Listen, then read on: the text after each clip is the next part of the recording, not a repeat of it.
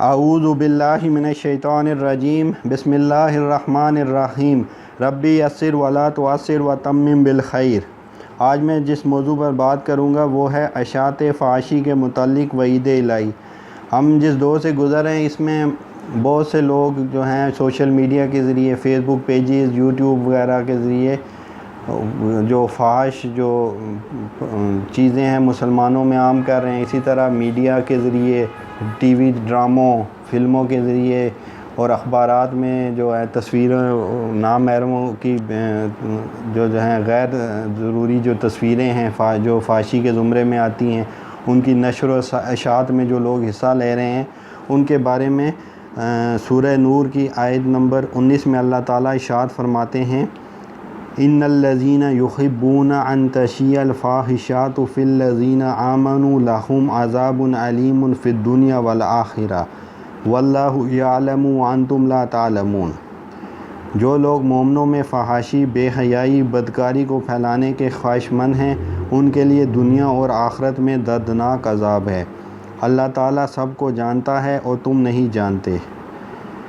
اس آیت میں حضرت سیدہ عائشہ صدیقہ رضی اللہ تعالیٰ عنہ کے بارے میں بدکاری کی ایک جھوٹی خبر کی اشاعت کو بھی اللہ تعالیٰ نے بے حیائی سے تعبیر فرمایا ہے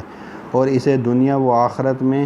عذاب علیم کا باعث قرار دیا ہے، جس سے بے حیائی کے بارے میں اسلام کے مزاج اور اللہ تعالیٰ کی منشا کا اندازہ ہوتا ہے کہ محض بے حیائی کی ایک جھوٹی خبر کی اشاعت عند اللہ اتنا بڑا جرم ہے، تو جو لوگ رات دن ایک مسلمان معاشرے میں اخبارات، radio, TV, VCR, dish antenna, cable network, فلموں، ڈراموں، ڈائجسٹوں، میگزینوں اور فحش سائن بورڈوں کے ذریعے فحاشی پھیلا اور گھر گھر پہنچا رہے ہیں، وہ اللہ تعالیٰ کے ہاں کتنے بڑے مجرم ہوں گے۔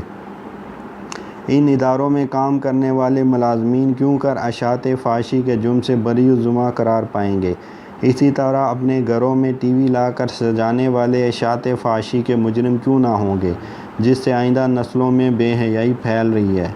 کاش مسلمان اپنی ذمہ داریوں کا احساس کریں اور اس بے حیائی کے طوفان کو روکنے کے لیے اپنی مقدور بھر سعی کریں۔ عن ابی ہریرہ قال قال رسول اللہ صلی اللہ علیہ وسلم صنفان من اہل النار لم اراہما قوم معہم سیاط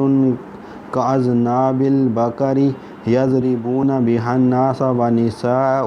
کاسیات عاریات ممیلات مائلات رؤوسہن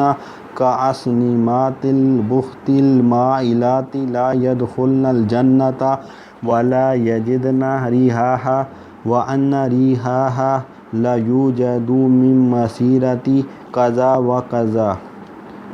رواہ المسلم کتاب اللباس وزینۃ جلد پنجم۔ سیدنا ابو ہریرہ رضی اللہ عنہ سے روایت ہے کہ رسول اللہ صلی اللہ علیہ وسلم نے فرمایا، جہنمیوں کی دو قسمیں ایسی ہیں جن کو میں نے نہیں دیکھا، یعنی یہ بعد میں ہوں گی۔ ایک وہ لوگ جن کے پاس گائے کے دموں کی مانند کوڑے ہوں گے جن میں وہ لوگوں کو ماریں گے، اور دوسرے وہ عورتیں جو لباس پہنے ہوں گی مگر برہنہ ہوں گی، لوگوں کو اپنی طرف مائل کرنے والی اور خود ان کی طرف مائل ہونے والی ہوں گی۔ ان کے سر بختی اونٹ کی جھکی ہوئی کوہنیوں کی طرح ہوں گے۔ ایسی عورتیں جنت میں نہیں جائیں گی بلکہ اس کی خوشبو بھی نہیں پائیں گی، حالانکہ اس کی خوشبو تو اتنے فاصلے سے آئے گی۔